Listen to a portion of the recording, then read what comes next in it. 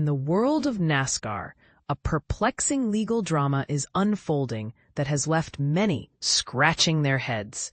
Nearly a year has passed since 23XI Racing and Front Row Motorsports initiated an antitrust lawsuit against NASCAR and its CEO, Jim France. Despite the ongoing legal tussle, NASCAR's president, Steve O'Donnell, expressed his confusion regarding the specific demands of the teams involved during a candid interview with Eric Estep. O'Donnell emphasized, "It's crucial for everyone to understand that the teams are the ones who brought this lawsuit against us. We didn't initiate this situation. We're still trying to grasp what exactly they are asking for." He further elaborated, "Honestly, the outcomes we've observed so far seem disconnected from the reasons behind the lawsuit, which makes it quite puzzling." The tension between NASCAR and the two teams began last September when 23XI and Front Row Motorsports rejected NASCAR's final proposal for a charter agreement. In their initial legal filing, the teams accused NASCAR and Jim France of engaging in unlawful monopolization of premier stock car racing, aiming to enrich themselves at the expense of the top racing teams. Fast forward to last month, and the legal saga took another turn when 23XI and Front Row Motorsports filed for a restraining order against NASCAR, seeking a preliminary injunction to protect their charter status. NASCAR responded with a vigorous rebuttal, arguing that granting the injunction would cause immediate harm to both the organization and the Cup Series, as reported by Matt Weaver from the Sporting News. In a detailed 34-page response, NASCAR contended that 23XI and Front Row Motorsports do not actually own their 4 original charters because they failed to sign the charter extension. Additionally, both teams had acquired an extra charter from Stewart-Haas Racing.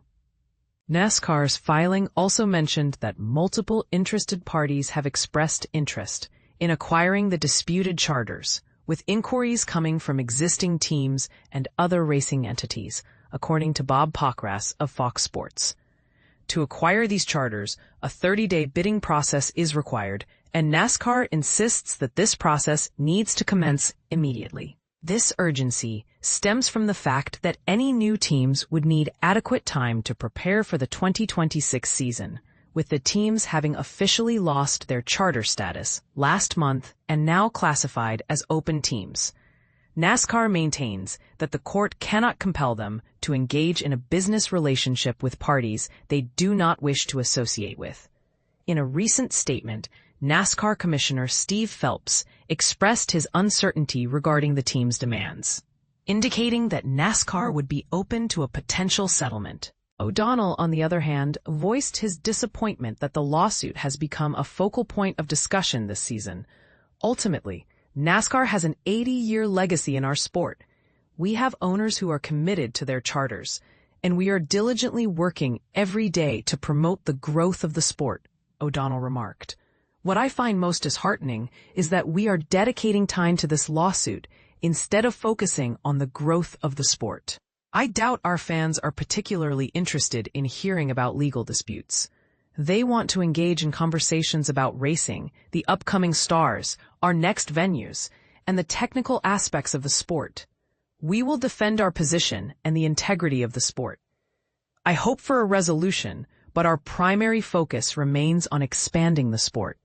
That's my daily responsibility. But here's where it gets controversial.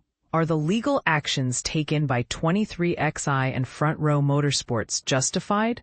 Or are they merely a distraction from the real issues facing NASCAR? What do you think? Share your thoughts in the comments below.